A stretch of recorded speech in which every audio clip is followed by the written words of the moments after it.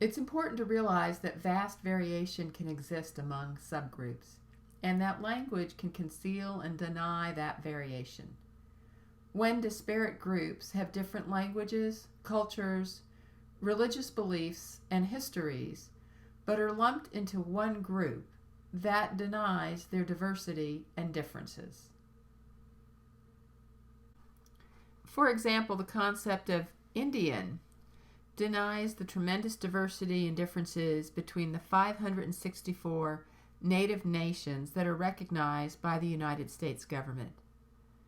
To create the label of Latino and to apply that to Mexicans, Puerto Ricans, Cubans, Nicaraguans, and Venezuelans denies the dramatically different heritages, histories, dialects, immigration patterns, and experiences towards citizenship they may have had.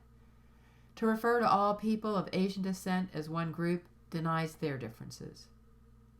The concept of the pan-ethnic label is that it's applied to a diverse group.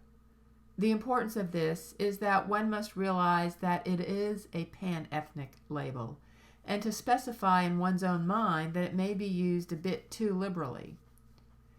Once you state the concept of pan-ethnicity, it helps to keep the mind focused on the potential misclassification and the assumptions, albeit falsely generated, that's assumed with the label.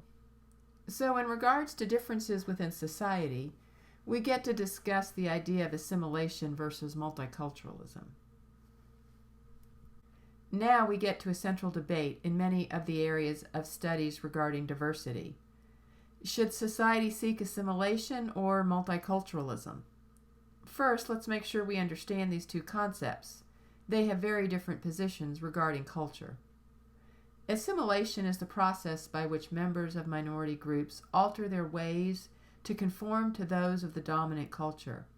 One of the fundamental goals of U.S. society has always been the ultimate absorption of groups into mainstream society. But American society is far from fully assimilated. On the other hand, multiculturalism, unlike assimilation, emphasizes the importance of maintaining those cultural elements that give us variety and make us different from one another. We focus on keeping a different cultural identity rather than adopting the host country's culture. Now, there's a huge tension on whether social systems should focus on differences or what we have in common. The move away from embracing difference is to ask the minority group to give up their heritage and identity.